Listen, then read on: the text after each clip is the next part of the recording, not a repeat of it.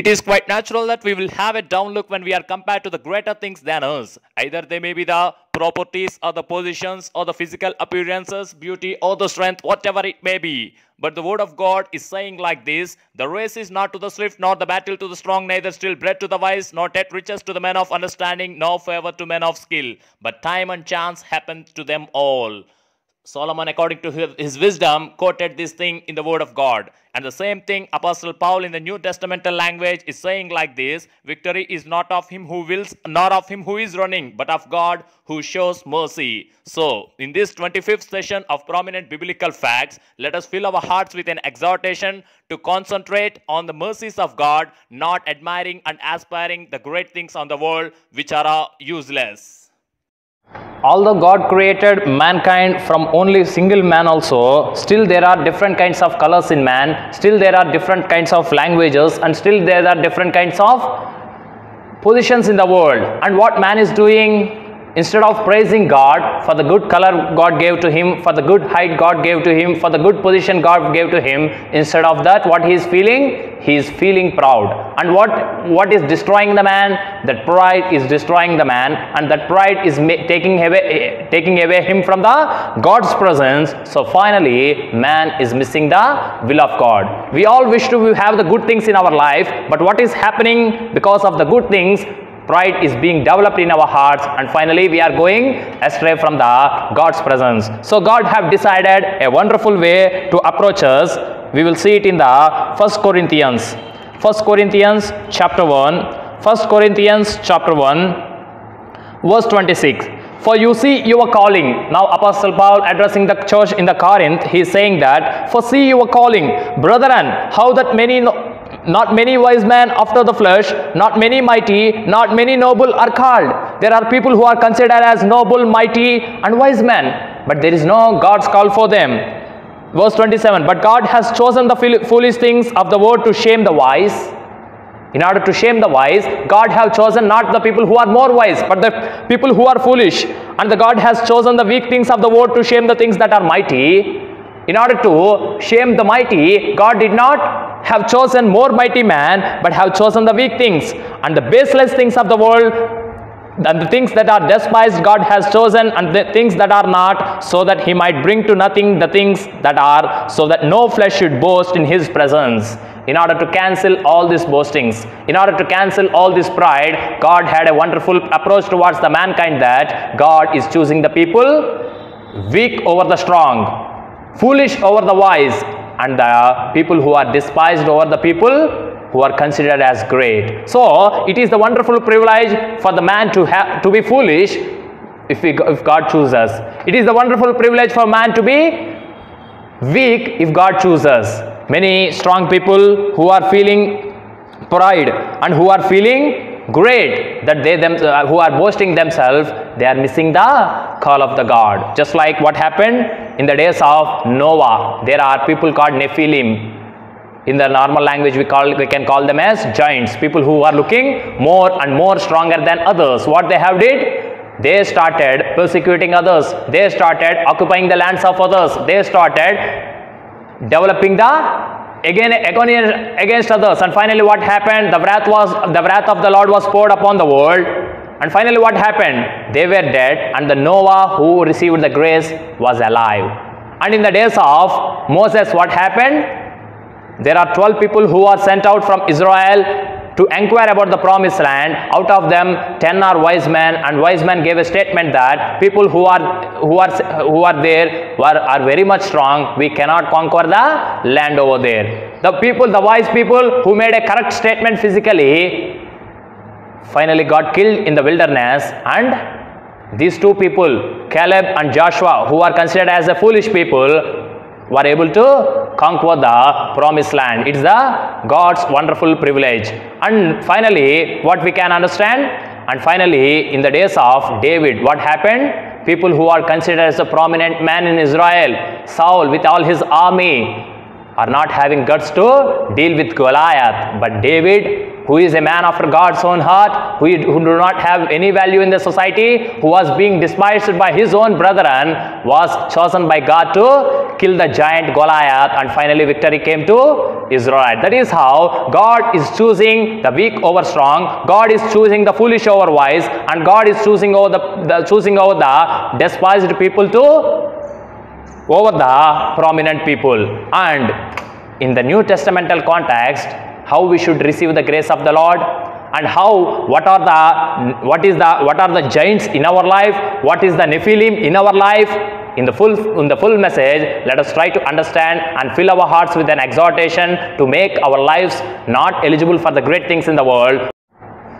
Let's pray. Our loving, gracious, dear Heavenly God, we thank for Thy holy name. We thank for Thy marvelous deeds in our life. We thank for the way You have changed our way of life to reach heaven, rescuing us from the dangers which are encountered on us in the hell and the lake of fire. We thanks for the way so far You dealt with us in the 24 sessions of prominent biblical facts. Before we plunge into this 25th session, be with us, guide with us with Thy Spirit, such that I speak on behalf of You the words which are useful to me and all the people who are watching this session. Commencing everything unto Thy feet, I submit my thanks and prayer to You in the name of our Lord Savior Jesus Christ. Amen. Genesis chapter 6. Genesis chapter 6 verse 4. Very clearly we could see here the word of God is referring to the people. There were Nephilim on the earth in those days and also afterwards. When the sons of God came into the daughters of men, they bore children to them. Those were the mighty men of old, men of renown. During the days of Noah, there are people who are called as Nephilim, who are considered as a great, who are considered as a giants, who are considered as a strong. What happened? They were very great in those days, and what they have done, verse 5, and God saw that wickedness of man was great on the earth, because of the strength they received, because of the great personalities, because of their might. What they have done?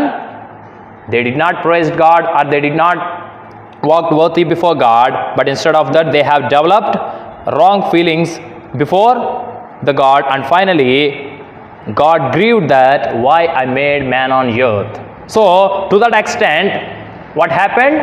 Nephilim gave a great sorrow to the one true God.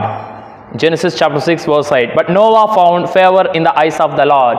But this man, although he was not strong, although he was not great as they are, although he is not having such an attitude, this man found favor, got the grace of the Lord. And finally what happened? When the wrath of the Lord was poured upon the earth, when the water came as a calamity upon the world, what happened? To all these Nephilites, to all these giants, with all their great and might, they could not save themselves. Finally they got destroyed in the water calamity, and the person Noah, who was found favor in the sight of the Lord, who walked worthy in the sight of the Lord, who could receive the grace of the Lord, was alive. So the very first thing is, God is choosing the weak over strong. Noah, who was considered as weak in his days,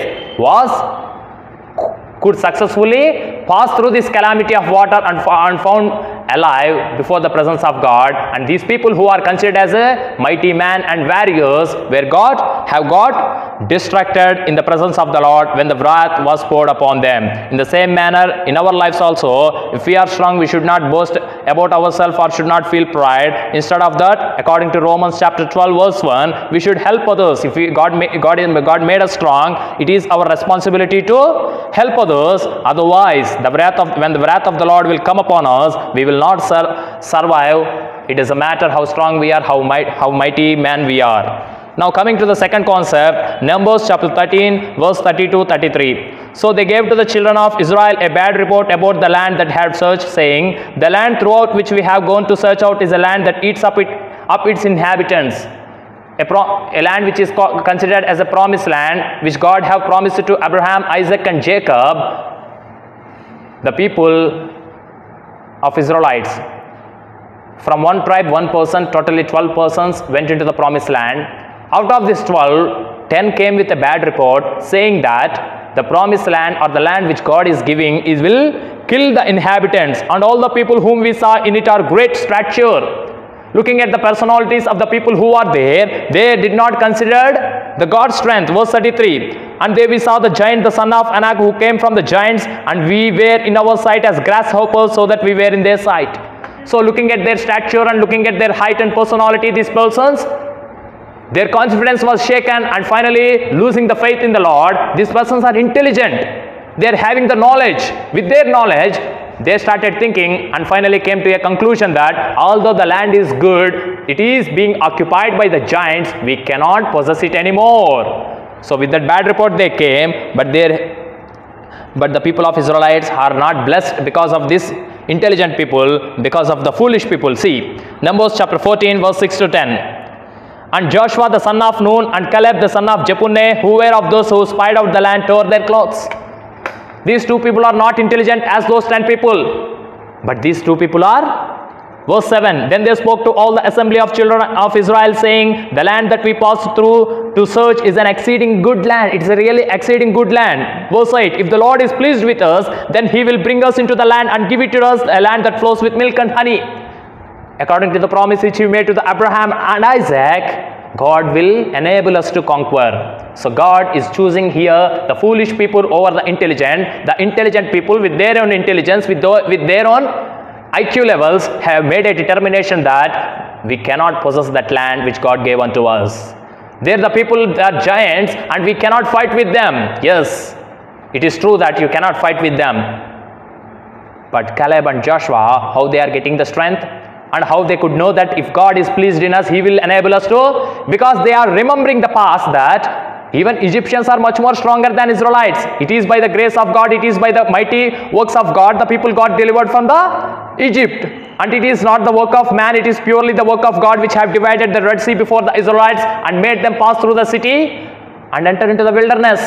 So far in their lives, they could not do anything out of their own strength. But today, they started things digging out of their knowledge and they have failed utterly. And all these persons who brought the bad information and people who believed the bad information, entire congregation was dead in the wilderness. And finally, these two people, Caleb and Joshua, are successful to enter into the promised land. Just like the Noah, who is a weak man compared to the Nephilites or the giants, was chosen to successfully pass through the water calamity. God have chosen these two people who are considered as foolish above that wise man.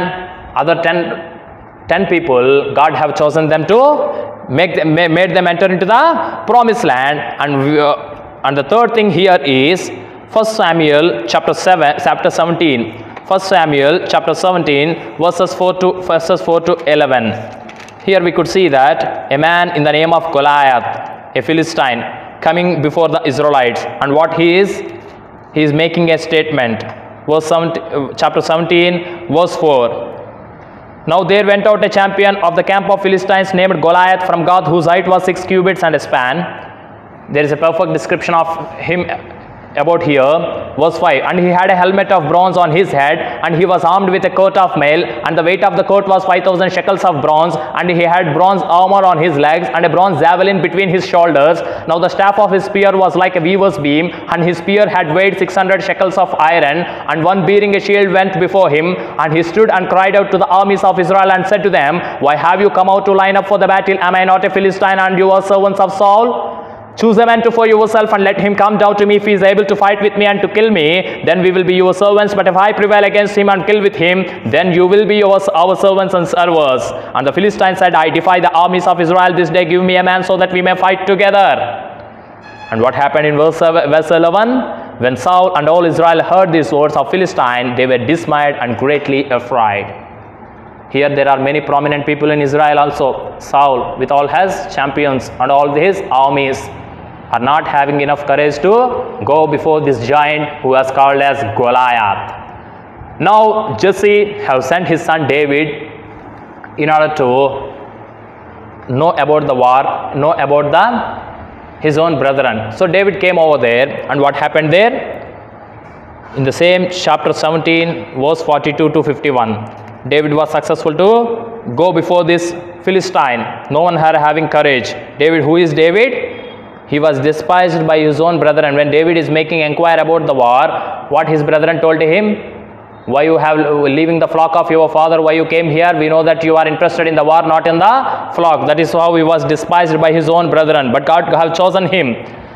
1 Samuel chapter 17 verse 42. And when the Philistine looked about and saw David, his disdain for him, but he was but a youth and ruddy with a handsome appearance. Although David was looking good with a handsome appearance, he was very young and too much tender in age to fight with this Philistine. And what happened? Verse 43. Then the Philistine said to David, am I a dog that you come to me with sticks? And the Philistine cursed David by his gods. In the name of his God, he started cursing David. And do you think that I am a god? You are coming with you are coming upon me with a small sticks. And what David said? Verse 45. Then David said to the Philistine, you come to me with a sword and with a spear and with a shield. Although you are a giant, you are coming upon me with a sword, shield and spear. But I come to you in the name of the Lord of armies. Caleb and Joshua said that in the name of, if God rejoices in us, we will have strength. Yes, it is true. Now, where there is strength, there is no strength in Israelites, there is no strength in Saul, there is no strength in army, but there is strength in the name of the Lord. So David is saying that, I am coming in the name of the Lord whom you are defied. Verse 46, this day the Lord will deliver you into my hand. I will smite you and take your head from you, and I will give you the carcasses of the army of the Philistines this day to the birds of the air and to the wild beasts of the earth, so that all the earth may know that there is a God in Israel. David is having great jealous about God, and he was very much anxious about the God to prove that there is God in Israel.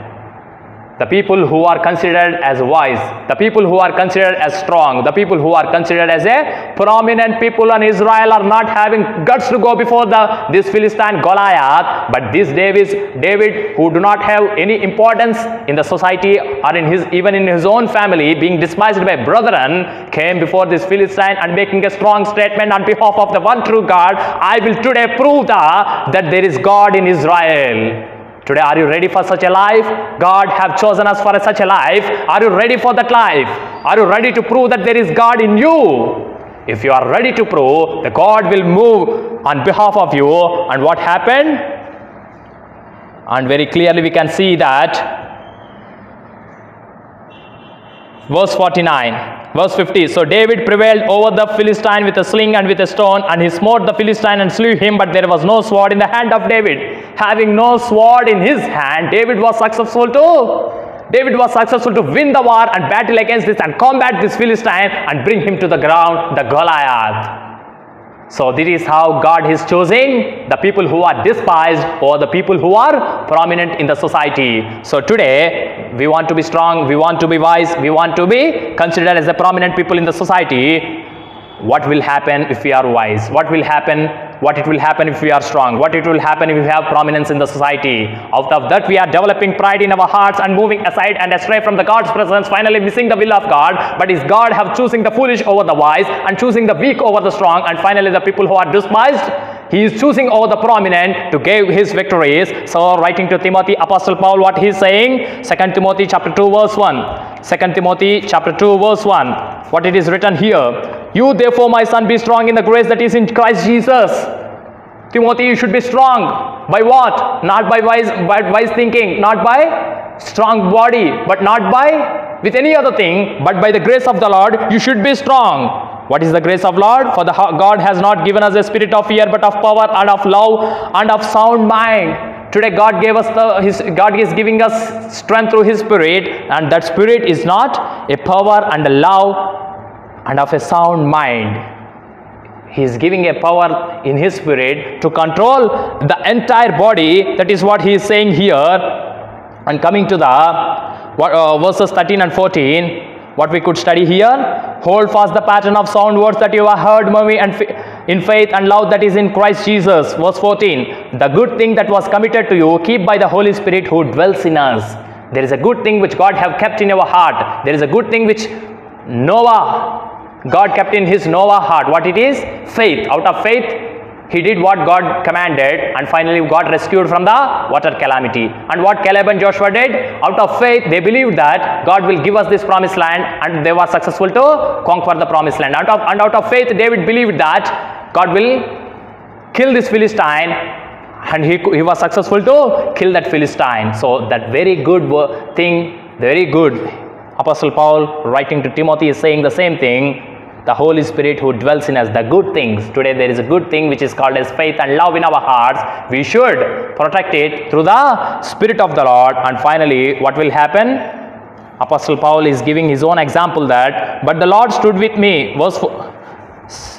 2 Timothy chapter 4 verse 17. But the Lord stood with me and strengthened me, so that through me the preaching might be fully accomplished, and that all the Gentiles might hear, and I was delivered out of the mouth of the lion.